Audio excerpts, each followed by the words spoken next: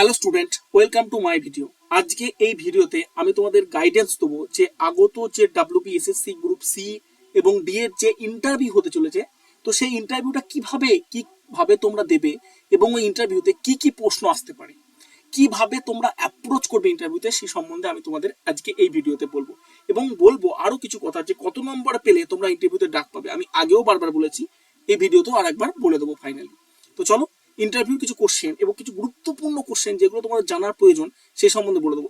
এটাতে আমি আলোচনা করবো যে ইন্টারভিউতে কি কি ধরনের প্রশ্ন ধরা হতে পারে, অর্থাৎ কিরকম প্রশ্ন করতে পারে একজন ইন্টারভিউয়ার তোমাকে, কিরকম মাইন্ডসেট নিয়ে তোমাকে ইন্টারভিউতে বসতে হবে, কিভাবে যে প্রশ্নগুলো ইন্টারভিউ ধরবে। দেখো, প্রশ্নগুলো হয়তো ওনারা সবাই কি একই রকম ধরবে, হয়তো একই রকম টাইপের কোশ্চেন ধরবে, এবং তোমরা দেখবে যে মাত্র 40 নম্বর এবং 60 নম্বরের পরীক্ষায় যারা ইন্টারভিউতে যাবে তাদের সবার মধ্যে নাম্বারের কিন্তু ডিফারেন্স খুব একটা থাকবে না।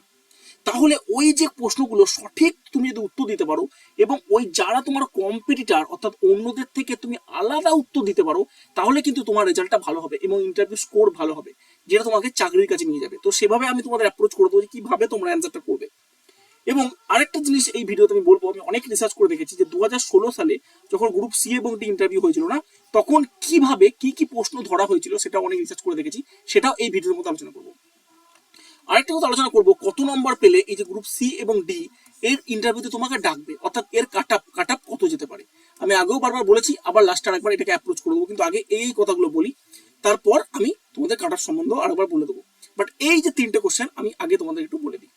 নেক্সট চলো, দেখো এখানে অনেক রকম ধরনের প্রশ্ন কিন্তু করবে, অনেক রকম ধরনের অ্যাপ্রোচেবল প্রশ্ন কিন্তু পরীক্ষক করবে। যেমন এখানে কিছু প্রশ্ন হচ্ছে ব্যক্তিগত প্রশ্ন। আগে তুমি যখন ইন্টারভিউ রুমে তুমি যখন ঢুকবে, আগে কিন্তু তোমার কিছু ব্যক্তিগত প্রশ্ন করবে, অর্থাৎ তোমার সম্বন্ধে ইন্টারভিউয়ার কিছু জানতে চাইবে। তারপর তুমি যে অফিসার হতে চলেছো সেই সম্বন্ধে কিছু প্রশ্ন করবে, কিন্তু আগে তো ব্যক্তিগত প্রশ্ন করবে। প্রথমেই তোমাকে এই প্রশ্নটা করতে পারে যে নিজের সম্পর্কে কিছু বলো, অর্থাৎ তোমরা যে সেলফ সম্বন্ধে কিছু বলো, তোমরা নিজের সম্পর্কে কিছু বলো, নিজের সম্পর্কে তোমরা কিছু বলো। ইন্টারভিউ তোমাকে এই প্রশ্নটা করবে। যেমন তোমরা কি বলবে যে আমার নাম এই, আমার শিক্ষাগত যোগ্যতা, মানে আমি দিয়ে শুরু করবে কি আমি এই ডিগ্রি নিয়ে, অর্থাৎ আমি এই নিয়ে গ্রাজুয়েশন করেছি, আমার এত সালে আমি গ্রাজুয়েশন করেছি, আমার এই করতে ভাল লাগে, আমার এইগুলো পছন্দ, এগুলো বলবে। এবং এর সাথে যেগুলো তোমরা নতুন করে অ্যাড করতে পারো, সেগুলো আমি শৃঙ্খলাবদ্ধ, আমি সময়নিষ্ঠ মানে আমি সময়ের খেয়াল রাখি, টাইম ম্যানেজমেন্টটা আমি সুন্দরভাবে করতে পারি, এবং স্কুলের যে প্রশাসনিক যে কাজগুলো নিষ্ঠার সাথে আমি কাজ করতে চাই, এই কথা তুমি বলতে পারো। যেহেতু স্কুলে গ্রুপ সি এবং ডি এর ইন্টারভিউ, তুমি এটা বলতে পারো। নেক্সট, এবারে কিন্তু এই যখন প্রশ্নটা তুমি করবে, তখন তোমাকে আরেকটা জিনিস প্রশ্ন করতে পারে যে আপনি স্কুলে চাকরি করতে কেন চান, অর্থাৎ আপনার যে এত চাকরি থাকতে আমি স্কুলে চাকরি করতে কেন চান। দেখো, এখানে ব্যক্তিগত সবারই আমারও এক মতামত যে কেউ নিজের স্কুলে চাকরি করতে চায় না, সামনে যে চাকরিটাই পাই আমরা সেটাই ফর্ম ফিল আপ করি। আর যে স্টুডেন্ট হিসাবে সেটাই করা উচিত, যেহেতু অন্যান্য পরীক্ষা নেই তাই সামনে করেছি। কিন্তু সেটা কিন্তু বলে দিলে হবে না যে কোনো পরীক্ষা হয় না ওয়েস্ট বেঙ্গলতে হচ্ছে আমি দিচ্ছি, এভাবে বললে হবে না। তুমি সুন্দর করে অ্যান্সার দেবে যে শিক্ষা প্রতিষ্ঠান সমাজ গঠনের মূল ভিত্তি, এখানে কাজ করলে আমি শিক্ষকদের এবং শিক্ষার্থীদের সহায়তা করতে পারবো এবং শিক্ষা পরিবেশকে আরো সুন্দর করতে পারবো, এই মাইন্ডসেট নিয়ে আমি কাজ করতে চাই। বা এটা তোমরা বলতে পারো আরো সুন্দর করে, বোধা বাংলায় বলতে পারো যে স্কুলকে আমার ভালো লাগে, আমি স্কুলে কাজ করলে সেই স্কুলের জীবনটা ফিরে পাবো। এখানে আমি আরো জিনিস অ্যাড করবো যে স্কুলের যে লাইফস্টাইল, ছোটবেলায় আমরা যেরকম ছিলাম, স্কুলে গিয়ে যেতাম, স্কুলে ঘন্টা পড়লে বাড়ি যেতাম, এই যে জিনিসগুলো আমার চোখের সামনে এখনো পর্যন্ত ভেসে উঠেছে। তো এই জন্য আমি স্কুলকে ভালোবাসি, এখনো পর্যন্ত আমি আমার স্কুলকে ভালোবাসি, স্কুল জীবনটাকে আমি ভালোবাসি, সেই জন্য স্কুলে চাকরি করতে চাই। এই কথাগুলো বলার পর এখানে তুমি এইগুলোকে অ্যাড করে দিতে পারো, এবং যেগুলো বললাম তুমি লিখে নিতে পারো। নেক্সট কোশ্চেন তোমাকে করবে, নেক্সট কোশ্চেন যেটা তোমার জানা দরকার, তোমাকে প্রশ্ন করুক আর না করুক, যে তোমরা যদি গ্রুপ সি তে ইন্টারভিউ দিতে যাই, তাহলে গ্রুপ সি এর কাজ কি তোমাকে জানতে হবে। যে একজন গ্রুপ সি এর কাজ কি, ভর্তি সংক্রান্ত রেকর্ড রাখা, অর্থাৎ আমাদের যে পোর্টালগুলো হয় কজন ভর্তি হচ্ছে, প্রত্যেকটা ক্লাসে কজন ভর্তি হচ্ছে না হচ্ছে সেগুলো রেকর্ড রাখা, শিক্ষার্থীদের উপস্থিতি নথিভুক্ত করা, অফিসিয়াল চিঠিপত্র পরিচালনা করা, অফিসিয়াল চিঠিপত্র মানে কোনো লেটার তৈরি করা, যে কোনো লেটার তৈরি করে দেয় কিন্তু নিয়ে যায় গ্রুপ ডি, পরীক্ষার রেজাল্ট প্রস্তুত করা এবং প্রধান শিক্ষক অফিসারদের সহায়তা করা। আরো কিছু অ্যান্সার আছে, সেগুলো তোমরা বলতে পারো। এরপর গ্রুপ ডি কে কি কাজ করতে হয়, এটা মাস্ট ইম্পর্টেন্ট। গ্রুপ ডি তে আমরা অনেকেই জানি যে গ্রুপ ডির জন্য অনেকেই ইন্টারভিউ যাবে, কারণ এখানে ভ্যাকেন্সি বেশি আছে। তো গ্রুপ ডিটা তোমরা ভালো করে জানো, এখানে একটু বেশি করে আমি দিয়ে দিচ্ছি। গ্রুপ ডি কাজ স্কুলে গ্রুপ ডি বা চতুর্থ শ্রেণী কর্মচারীদের কাজের বিস্তৃত, মানে অনেক কিছু করতে হয়। এরা বিদ্যালয়ের লাইফ লাইন, বিদ্যালয়ের সুষ্ঠু পরিচালনা তাদের ভূমিকা অত্যন্ত গুরুত্বপূর্ণ। তাদের কাজের মধ্যে প্রধান কয়েকটি দিক হলো তো তোমার কাজগুলো তোমরা এটা এমন নয় যেটা মুখস্থ করবে, তোমরা জেনে নাও, নিজের ভাষায় বানিয়ে তোমরা বলবে। দেখো, প্রথম কথা পরিচ্ছন্নতা নিশ্চিতকরণ, অর্থাৎ স্কুলের যে স্কুলটাতে যে আমাদের ঘর ঝাঁট দেওয়া হয়েছে কিনা, অফিস ঘর স্টাফ রুম পরিষ্কার পরিচ্ছন্ন রাখা হয়েছে কিনা। অফিস সহায়তা, স্কুল অফিসের ফাইল নথিপত্র এক টেবিল থেকে আরেক টেবিলে নিয়ে যাওয়া, অর্থাৎ স্কুলের যে নোটিশটা সেটা অফিস রুম থেকে ক্লাসরুমে নিয়ে যাওয়া, জেরক্স করা, নথিপত্র গুছিয়ে রাখা, ফাইল আলমারিতে ভরে রাখা, এগুলো কিন্তু একটা গ্রুপ ডি এর কাজ। এবং অফিস সহায়তা করা, স্কুল অফিসের ফাইল নথিপত্র টেবিল থেকে কোনো টেবিলে জেরক্স করা, এগুলো তোমার কাজ। সহায়তা ক্লার্ক বা শিক্ষকদের প্রতিদিনের প্রশাসনিক কাজে সাহায্য করা, অর্থাৎ ক্লার্ক বা গ্রুপ সি, ক্লার্ক মানে গ্রুপ সি, এবং টিচার যে কাজ করবে তাদের সাহায্য করবে গ্রুপ ডি, এটা কিন্তু গ্রুপ ডি এর কাজ। মিড ডে মিল পরিচালনা করা, এটা গ্রুপ ডি কাজ। ব্যাংক থেকে টাকা তোলা কাজ, পোস্ট অফিসে পঞ্চায়েতে যাওয়া কাজ, এসআই অফিস অর্থাৎ স্কুল অফিসে যে বইপত্র দেয়, যে বুক ডিস্ট্রিবিউশন হয় বা যে কোনো কাগজপত্র ডিস্ট্রিবিউশন হয়, স্যালারি স্লিপ নিয়ে যেতে হয়, স্যালারি পেপার নিয়ে যেতে হয়, তো এটা কিন্তু কাজ গ্রুপ ডি করে। অন্যান্য যে কোনো কাজ, যেমন শিক্ষক কর্মচারী অফিসে পানীয় জল সরবরাহ করা, যে কোনো কাজ কিন্তু গ্রুপ ডি, অর্থাৎ গ্রুপ ডি এর কাজ মাল্টি, সেন্ট্রাল গভর্নমেন্ট বলে এমটিএস, মাল্টিটাস্কিং স্টাফ। এদের মাল্টিটাস্কিং প্রচুর কাজ থাকে, তো সেগুলো তোমাদের একটু জেনে রাখা দরকার। স্কুল খোলা এবং বন্ধ করা কাজ, স্কুলের মেন গেটের ক্লাসরুম অফিসের তালা খোলা বন্ধ করা কাজ। অন্যান্য দায়িত্ব কিন্তু কর্তৃপক্ষ যা বলবে সেগুলো একটু মেনে রাখা কিন্তু গ্রুপ ডি এর কাজ হওয়া উচিত। তো সুন্দর করে লিখেছি, এই পিডিএফটা আমি আমার হোয়াটসঅ্যাপ চ্যানেলে করে দেবো, সেন্ড করে দেবো, তোমরা হোয়াটসঅ্যাপে যুক্ত হয়ে যাবে, এবং আমাদের যে ভিডিও নিচে ডেসক্রিপশন বক্স হোয়াটসঅ্যাপে লিঙ্ক দেওয়া আছে, ওই লিঙ্কে যুক্ত হয়ে যাবে, দেখবে এই পিডিএফটা তোমরা পেয়ে যাবে।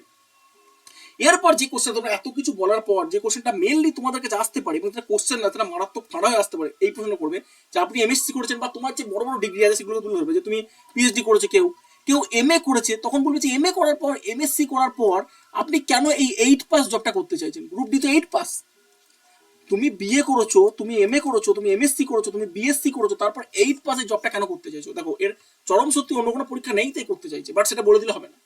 এটা বলে দিলে কিন্তু খুব মারাত্মক ব্যাপার হবে। অনেকেই জানে যে কোনো চাকরি নেই তাই চাকরি করতে আছে, যে কোনো চাকরি ভালো, তো সেটাই তারা দিয়েছে। কিন্তু এর একটা এক্সাম কি কোশ্চেন তোমরা আমি লিখেছি, এটা পড়ে নেবে, নিজের মতো বানিয়ে তোমরা লিখবে। এমএসসি বিয়ে করেছি নিজের একাডেমিক উন্নতির জন্য, তবে আমি বিশ্বাস করি কোনো কাজই ছোট নয়, এই কথা বলবে, কোনো কাজই কিন্তু ছোট নয়। স্কুলের গ্রুপ ডি পদটি খুবই গুরুত্বপূর্ণ, কারণ এটি প্রতিষ্ঠানের দৈনন্দিন কার্যক্রম ঠিকভাবে চালাতে সাহায্য করে। আমি এই পদে দীর্ঘমেয়াদে কাজ করতে আগ্রহী, এবং আমার শিক্ষাগত যোগ্যতা আমাকে কাজগুলো আরো দায়িত্ব নিয়ে দক্ষতার সাহায্য করবে, এই কথা তোমরা বলবে। যে আমরা যে ডিগ্রিটা করেছি সেটা কিন্তু আমাদের ভালোর জন্য করেছি, আমাদের বুঝে করেছি, এবং আমার যে কাজগুলো সেগুলো আরো ভালো হিসাবে আমার যে শিক্ষাগত যোগ্যতা, সেই যোগ্যতা দিয়ে আমি আরো ভালো করে কাজটা করতে চাই। তো সেই জন্য আমি এটা চাকরিটা পেতে চাই, বা কোনো কাজই ছোট নয়, এটা মেনশন করবে, আরো বেরোতে হবে। আপনি অন্য চাকরি পেলে কি এটা ছেড়ে চলে যাবেন, এটা কিন্তু মাস্ট ইম্পর্টেন্ট করবেই তোমাকে। যেহেতু গ্রুপ ডি খুবই কম মাইনে স্যালারি, তো তুমি যদি বেশি স্যালারি পাও অবশ্যই চলে যাবে। তো এটা মুখে মুখে এভাবে বলে দেবে না স্যার আমি পেলেই চলে যাবো, এরকম বলে দেওয়া যাবে না, যাবে সবাই। আবার তুমি যদি বলো স্যার আমি যাবো না, স্যার আমি থেকেই যাবো, তখন বলো তুমি মিথ্যাবাদী। তো যাবো বলা উচিত নয়, যাবো নাও বলা উচিত নয়। তাই তোমরা জেনে রাখো এই উত্তরটা কি দেবে। বলবে স্যার ম্যাডাম, আমার প্রথম লক্ষ্য একটি স্থায়ী চাকরিতে যোগ দিয়ে দায়িত্বশীলভাবে কাজ করা। আমি গ্রুপ ডিতে পদটিকে সম্মানের সাথে দেখি এবং এখানে দীর্ঘদিন নিষ্ঠার সঙ্গে কাজ করতে চাই। ভবিষ্যতে যদি নিজের দক্ষতা ও যোগ্যতার ভিত্তিতে অন্য কোনো উন্নতির সুযোগ পাই তাহলে সেটা অবশ্যই বিবেচনা করব, এই কথা বলে বিবেচনা করব। কিন্তু বর্তমানে আমার সম্পূর্ণ মনোযোগ এই চাকরিতেই ভালোভাবে কাজ করার উপর। তোমাদেরকে এটা বোঝাতে হবে যে বর্তমানে আমি যে কাজটা করছি, অত গ্রুপ ডি হোক বা গ্রুপ সি হোক, সেটাই আমার কাছে ইম্পর্টেন্ট। মানে বর্তমানে প্রেজেন্টে আমি কিন্তু অন্য কোনো চাকরির কথা ভাববো না, কিন্তু যখন কোনো চাকরি পাবো অবশ্যই বিবেচনা, এমন না যে চলে যাবো, বিবেচনা করে দেখবো, এই কথাটা বলবে। চলে তোমরা যাবেই, কিন্তু বলতে হবে এটা। তুমি যদি বলো না স্যার আমি পেলেই চলে যাবো, কি বলো তুমি যাবো না, তাহলে বলে মিথ্যাবাদী। তো সেরকম একটু বুঝে এই যে অ্যান্সারগুলো আমি লিখছি এগুলো একটু পড়ে নেবে, তারপর নিজের মতো সাজিয়ে তোমরা লিখবে। এবার আরো যদি তোমাদেরকে জানাই, এগুলো তো হলো তোমাদের ব্যক্তিগত যে প্রশ্নগুলো বা তোমাদের কাজ নিয়ে যে প্রশ্নগুলো। এবার কিছু জিকে ধরনের প্রশ্ন করতে পারে তোমাদের, কিছু জিকে অর্থাৎ জেনারেল নলেজের কোশ্চেন করতে পারে, এটাও কিন্তু তোমাদের মাথায় রাখতে হবে। যেহেতু তোমরা সকলে পড়াশোনা করে গেছো, অফকোর্স ভালো পড়াশোনা করেছো, তবেই তোমরা তো 33, 34, 38, 37 নাম্বার পাচ্ছ 40-এর মধ্যে। তো তোমরা জানো জেনারেল নলেজ কোশ্চেন অনেক। তবুও আমি যেগুলো বলবো, যেগুলো স্কুলে যে দিনগুলো পালিত হয় না, স্কুলে যে দিনগুলো পালনীয় হয়, যে দিনগুলোকে স্কুলে পালন হয় সেগুলো খেয়াল রাখবে। তোমার বই দিবস, নেতাজির জন্মদিন, প্রজাতন্ত্র, স্বাধীনতা দিবস, শিক্ষক দিবস, শিশু দিবস, রবীন্দ্র জয়ন্তী, এগুলোর উপরে খেয়াল রাখবে। এবং আরেকটা জিনিস, এটা সব থেকে ইম্পর্টেন্ট, স্কুল শিক্ষার যে প্রকল্পগুলো আছে না, যে প্রকল্পগুলো ইম্পর্টেন্ট, কিছু কিছু প্রকল্প ইম্পর্টেন্ট, প্রজেক্ট, যে অনেক প্রজেক্ট আছে আমাদের রাজ্য সরকার, যত প্রজেক্ট আছে, যত প্রকল্প তুমি পড়ে যাও, কিন্তু কিছু কিছু যেগুলো স্কুলের সঙ্গে যুক্ত, যেমন সবুজ সাথী কি নিয়ে আমি লিখে দিয়েছি, কন্যাশ্রী কি নিয়ে লিখে দিয়েছি, এরকম শিক্ষাশ্রী কি নিয়ে লিখেছি, এরকম যত প্রকল্প আছে ভালো করে বাড়িতে একটু দেখে যাও যে এই প্রকল্পগুলো এইভাবে যুক্ত, যেগুলো গভর্নমেন্টের স্কুল সম্পর্কে যেগুলো আছে সেগুলো সম্পর্কে দেখে যাও। আমি বলবো দেখে যাও, ভালোভাবে দেখে যাও। আরো ওয়েস্ট বেঙ্গল গভর্নমেন্টের যত প্রজেক্ট আছে তোমরা দেখে যাও। এরপর কিছু তোমার জিকে কোশ্চেন বলবো যেগুলো তোমার জানা উচিত। দেখো, পশ্চিমবঙ্গের যে জেলায় তোমরা বাস করছো না, পশ্চিমবঙ্গের যে জেলা ভিত্তিক তোমরা দেখে যাও, অর্থাৎ তুমি 23টা জেলা আছে, 23টা জেলার না দেখে যে ডিস্ট্রিক্টটাতে তুমি বাস করছো, যে কোনো একটা ডিস্ট্রিক্টে যেটা তুমি বাস করছো সেই ডিস্ট্রিক্টটা সম্বন্ধে ডিটেলস নলেজ তোমাদেরকে দরকার আছে। কে ডিএম আছে, কে তোমার যে এসডি অফিস আছে সেখানে এসডিও কে আছে, প্রত্যেকটা কোথায় কি ওই ডিস্ট্রিক্টের সম্বন্ধে ভালো রকম দেবে, গুগল উইকিপিডিয়া যাবে তোমরা পেয়ে যাবে। এবং আমিও আমার এই ভিডিওতে আস্তে আস্তে এক একটা ডিস্ট্রিক্ট সম্বন্ধে আমি আলোচনা করে দেবো। পশ্চিমবঙ্গের সরকারি প্রকল্প, আমি তো স্কুল প্রকল্পগুলো আগে বলে দিলাম, যে কোনো এভরিথিং গভর্নমেন্ট যা যা প্রকল্প আছে তোমরা করে যাও। পশ্চিমবঙ্গের মধ্যে দিয়ে প্রসারিত জাতীয় সড়ক, ন্যাশনাল হাইওয়ে যেগুলো, যেগুলো পশ্চিমবঙ্গের মধ্যে দিয়ে যাচ্ছে সেগুলো দেখে যাও। পশ্চিমবঙ্গের প্রথম পুরুষ প্রথম মহিলা, মানে কি যে পশ্চিমবঙ্গের মধ্যে প্রথম পুরুষকে কোথায় যে কাজগুলো করেছিল, পশ্চিমবঙ্গের প্রথম রাজ্যপালকে, পশ্চিমবঙ্গের মধ্যে যে প্রথম যে পুরুষ, মানে কি প্রথম পুরুষ মানে বলতে তাই বলতে চাইছি যে প্রথম যে ম্যান এবং ওমেন যে ইম্পর্টেন্ট কাজগুলো করেছে, পশ্চিমবঙ্গের প্রথম ম্যান যে কে ভারতরত্ন পেয়েছিল, কে পদ্মশ্রী পেয়েছিল, এই যে জিনিসগুলো, পশ্চিমবঙ্গের প্রথম মহিলা কে পদ্মশ্রী পেয়েছিল, প্রথম কোন মহিলা গভর্নর জেনারেল হয়েছিল যে কোনো স্টেটে, এগুলো দেখতে পারো। পশ্চিমবঙ্গে যে বন্যপ্রাণী যে ন্যাশনাল ফরেস্টগুলো আছে বা ন্যাশনাল যে আমাদের যে এইগুলো আছে সেগুলো তোমরা দেখতে পারো। এক নম্বর যে পশ্চিমবঙ্গ উৎপাদনযোগ্য কৃষিজ ফসল, কি কি ফসল উৎপাদন হয়। ইনফ্যাক্ট পশ্চিমবঙ্গে যে জিওগ্রাফি, পশ্চিমবঙ্গের হিস্ট্রি তোমাকে পড়তে হবে, পশ্চিমবঙ্গের খনিজ দ্রব্য, এটা জিওগ্রাফির মধ্যে পড়ে তোমরা দেখতে পারো। এবং সব থেকে যেটা ইম্পর্টেন্ট, স্থানীয় খবরের কাগজ, তোমরা কিন্তু এখন থেকে অল্প অল্প খবরের কাগজ পড়া স্টার্ট করো। আনন্দবাজার এই সময় বর্তমানের মধ্যে যে কোনো একটা, আমি বলবো তুমি এই সময় পড়তে পারো, আনন্দবাজার যে কোনো পড়তে পারো, তোমার ব্যাপার, তুমি কি পড়তে পারছো তোমার ব্যাপার। এখানে পলিটিক্যাল কোনো কিছু পড়ার দরকার নেই, যে মেনলি যে ঘটনাগুলো ঘটছে। ইনফ্যাক্ট দেখবে আমাদের যে পেপারগুলো হয় না, সেই পেপারের যে লাস্ট পেজটা হয় সেটা সেই ডিস্ট্রিক্টের হয়, তো লাস্ট পেজটা কিন্তু পড়ে যাও। নিজের ডিস্ট্রিক্ট সম্বন্ধে জানতে গেলে লাস্ট পেজটা কিন্তু তোমাদের পড়তে হবে। এবং খবরের কাগজটা এখন থেকে খেয়াল রাখো, তোমাদের ইন্টারভিউতে কিন্তু কাজ দেবে। এবং আরো যেগুলো ইম্পর্টেন্ট, যেগুলো বাংলার যেগুলো শিশু সাহিত্যিক যে চরিত্রগুলো আরো তুমি আছে, যে আমি পিডিএফটা দিয়ে তোমরা দেখে নেবে। ভারতের সম্পর্কে কিছু গুরুত্বপূর্ণ প্রশ্ন উত্তর কিন্তু তোমাদের পড়ে যাওয়া কিন্তু অবশ্যই ইম্পর্টেন্ট, এটা কিন্তু পড়ে যাওয়া উচিত। পশ্চিমবঙ্গে দিচ্ছি মানে শুধু পশ্চিমবঙ্গ পড়ে যাও না, ভারতের সম্পর্কেও তোমাদের পড়ে যাওয়া উচিত। আমি কিছু কোশ্চেন তোমাদের বলেছি, এরকম তোমরা জেনারেল নলেজ পড়তে পারো। যেমন বর্তমান ভারতের শিক্ষামন্ত্রী কি আছে, বা হিউম্যান ডেভেলপমেন্ট যে মিনিস্ট্রি আগে ছিল, এখন শিক্ষামন্ত্রীর নাম ধর্মেন্দ্র প্রধান। পশ্চিমবঙ্গের শিক্ষামন্ত্রীকে ব্রাত্য বসু। এরকম যে জিকে গুলো হয় সেগুলো কিন্তু তোমাদের যে বেসিক জিকে সেগুলো দরকার। যেমন ভারতের প্রথম রাষ্ট্রপতি সকলেই জানে, এবার কেউ যদি এটা বলতে না পারে তাহলে তো তার অনেকটা ইমপ্রেশন খারাপ হয়ে যাবে।